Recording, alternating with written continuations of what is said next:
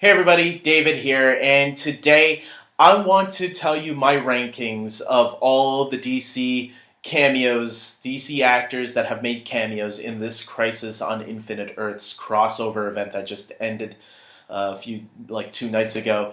I thought now that I've had time to think about all these cameos throughout this five-parter, it would be a good time to rank all of them and tell you guys what I think. Now, there's no right or wrong answers. If you don't agree with me, it's not bad. You guys all have your own opinions, and I want you to share them in the comment section below and tell me what you thought about which ones were the good ones and which ones were the bad ones.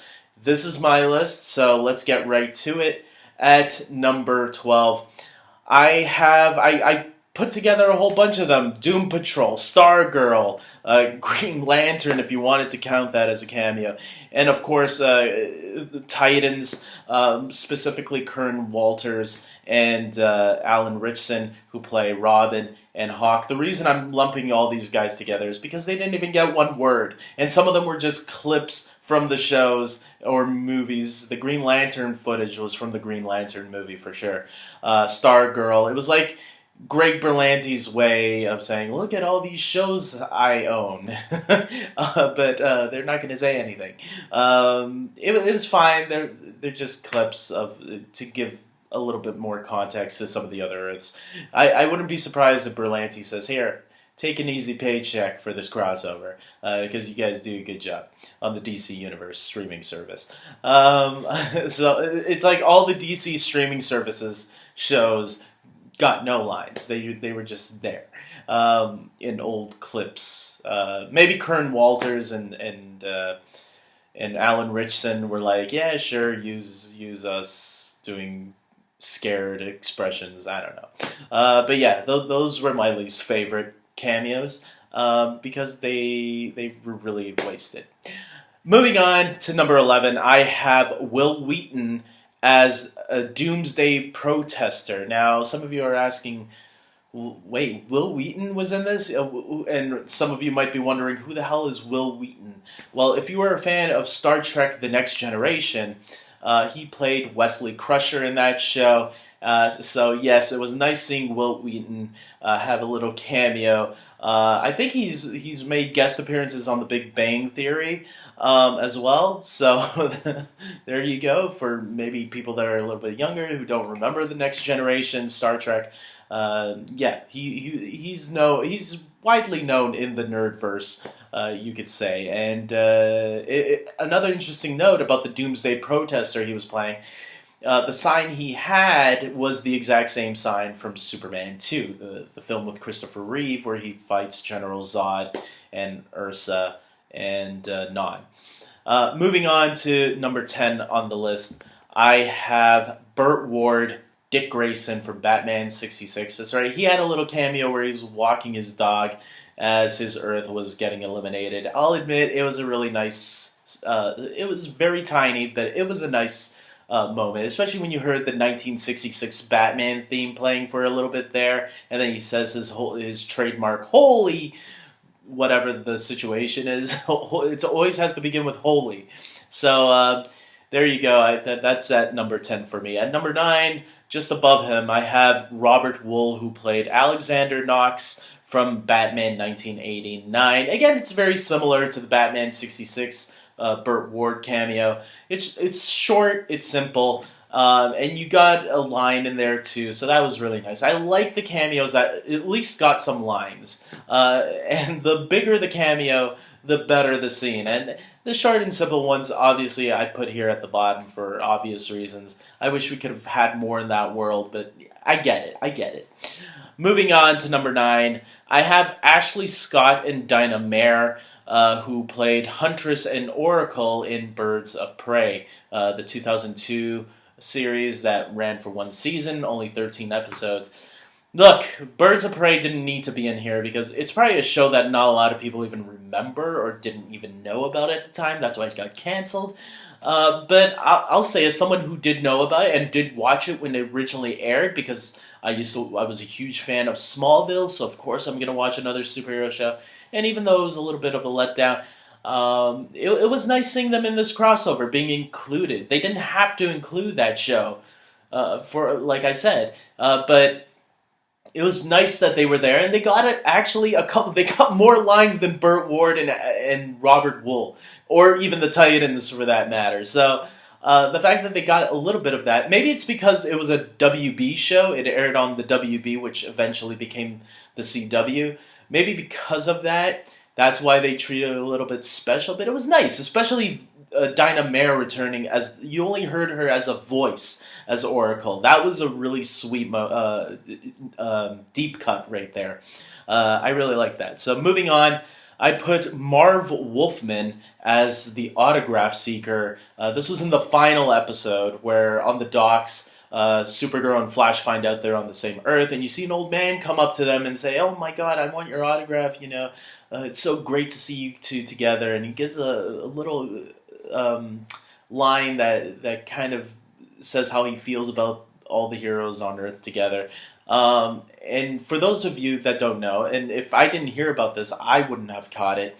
Marv Wolfman is the writer of the comic book Crisis on Infinite Earths. So I saw someone tweet that night when the episode was airing that he should be the Stan Lee of the Arrowverse. And it looks like he might have been, because it was a nice way to pay respect to the comic that these episodes were based off of. And that's why I put it pretty high over here. But there were a couple of other cameos that I thought were just a lot more better. But this one still, getting it halfway through the list at number 7.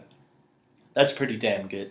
Okay, so moving on to number 6, I have Tom Ellis as Lucifer from Lucifer. Look, I don't watch Lucifer, and I'm a pretty religious guy, but I'm able to separate religion from the art. And with that, I actually like the Lucifer scene, him interacting with Constantine. I thought Matt Ryan and Tom Ellis had some great chemistry going on there, and if I find out that Lucifer or Legends of Tomorrow is having a crossover with just those two, I'm going to tune in, because I thought there's some interesting history that they implied there that I would have loved to see more of. And both of them are really good actors too, so my mom, surprisingly, was watched quite a bit of Lucifer, and I can see why. Tom Ellis has some charisma there, so it was a really nice moment. So as someone who doesn't even watch, out of all these cameos, that's the only DC show I have never seen. So color me shocked that I enjoyed it as much as I did. Moving on to number 5, I have Tom Welling and Erika Durance as Clark Kent and Lois Lane from Smallville. Erika Durance kind of had a cameo in the first Supergirl episode of Crisis, but then she returned for the Flash episode with Tom Welling, although her role was really short. She only comes right at the end of the scene.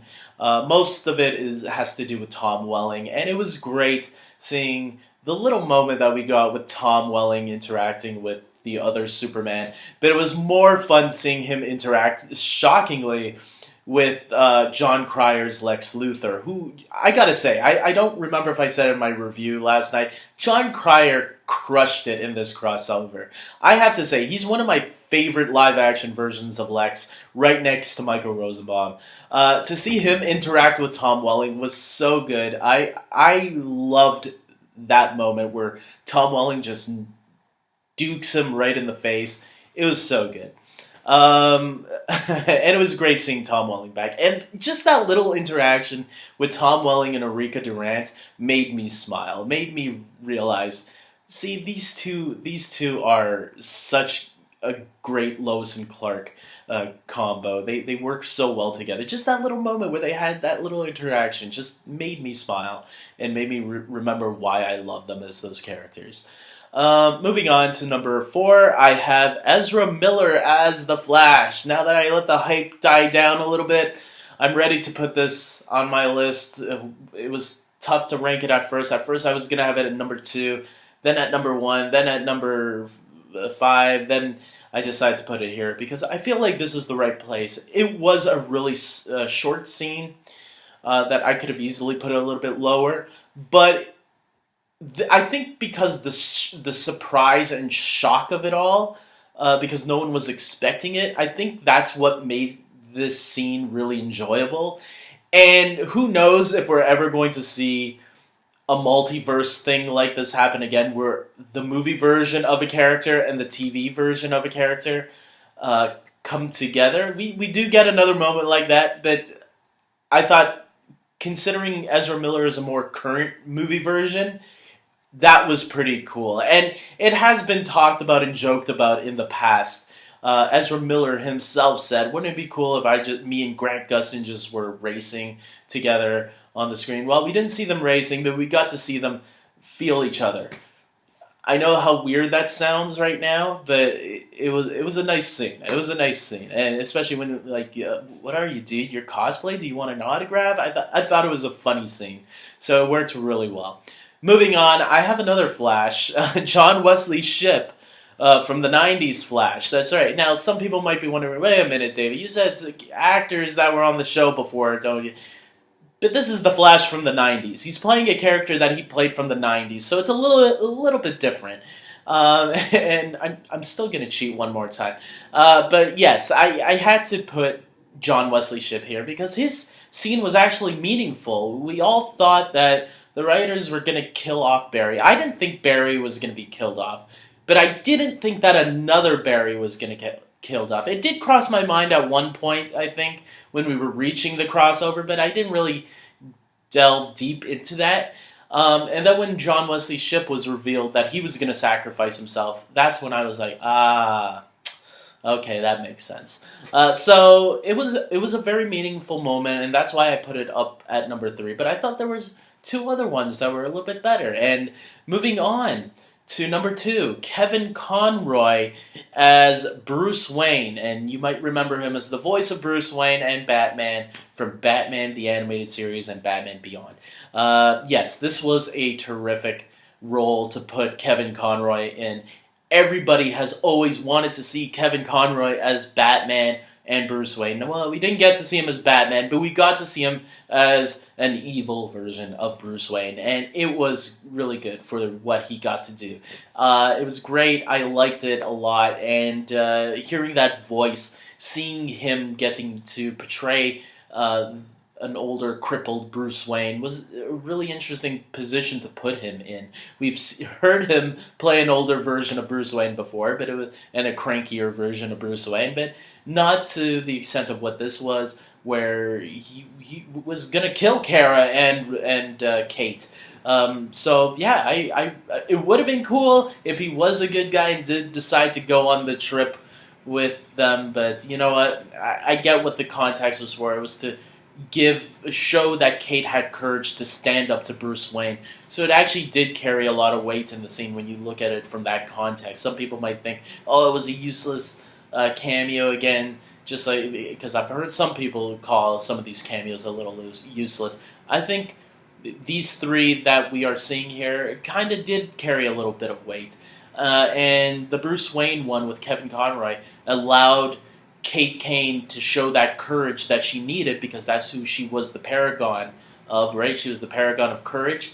To stand up to Bruce Wayne, that takes a lot of courage, let's face it. So it was a really good role to see Kevin Conroy in. Finally, we got to see him as the live-action version of Bruce Wayne. It was nice. Finally, at number 1, I have Brendan Routh as Superman from Superman Returns. He was playing the Kingdom Come version of Superman in this version, obviously. And in some ways, he's also playing the Christopher Reeve version of Superman. Because let's remember, his Superman Returns movie was a soft sequel to the first 2 Superman movies with Christopher Reeve. And they even make that little reference to the Christopher Reeve films. When all the Earths come back, we see him flying around the Earth and winking at the camera. That's what Christopher Reeve used to do. And Brendan Routh's Superman Returns. They ended like that. So to see Brendan back in this role as the character, again, it's very similar to John Wesley Shipp. Even though he's an actor that's part of the Arrowverse already, he's playing a character that he once played that nobody thought he would ever be able to return to. So it was a really nice surprise to, when he was announced to be coming back as Superman. I remember Brendan Routh and Superman were trending that day, and it was worth it. It was worth it. That moment where him and Tyler Hoechlin got to battle each other was a cool scene. And to hear the Superman score, the John Williams score once again, that was a really nice touch. I'm glad he's the only one that we actually got to see in 2 episodes. Remember, he was introduced at the end of the Batwoman episode, and then he got to have a little bit more time in the Flash crossover. So I was actually happy that they got... And you know what? If the multiverse still exists, what the ending of the last episode implied, maybe we could see him again one day. Who knows? I don't think they will, because Brendan Routh is leaving Legends of Tomorrow, I heard. So, whatever happens, I'm glad we got this moment. I'm glad we got this crossover, because there were some really cool moments as I listed off here. So, with that being said, guys, I hope you liked this video. Please subscribe to my channel. Especially if you love the Arrowverse. I love the Arrowverse, and that's why I continue to watch it. Ever since Arrow started, I've been a huge fan of this supporter. I have these shows, and it's continued growing popularity. So, yeah, with that being said, I hope you guys like this video. You know, I already said that stuff. You know what to do. So, until next time, everybody, take care.